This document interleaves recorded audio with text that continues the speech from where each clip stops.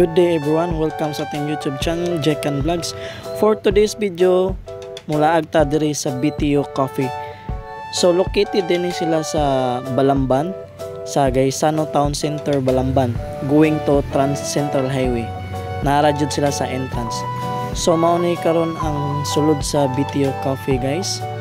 Grabe kanindot silang ambience no. Tanawa lang ilang mga setup o grabe ka maayo sa indoor decorator ani. Kay bagay na bagay jud kay siya as a coffee shop. Sa gikan siyang ceiling, siyang chairs, siyang tables, grabe kanindot.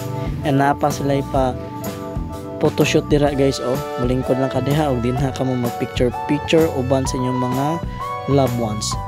So mao dinhi karon guys ang ilahang menu sa ilang coffee naa dira. Okay.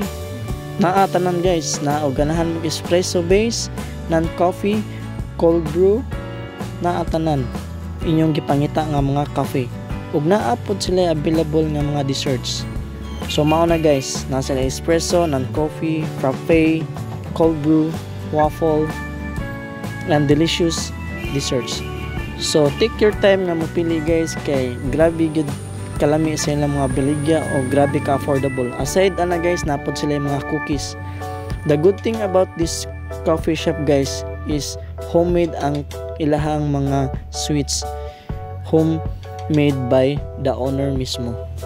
So expected yun na to guys nga lami gini siya kaayo guys. Kay gitun-an gini siya pag maayo before nila ipagawas ang ilahang menu. Even sa cafe o sa sweets.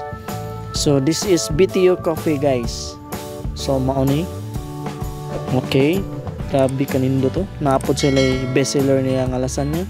Ug nahibong mo nga nung BTO Coffee, ang tawag mauni ang history guys.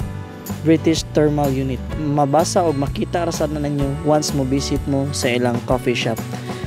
So unsa pa inyong gihulat guys? Visit na mo diri sa BTO Coffee located at Gaisano Town Center, Balamban.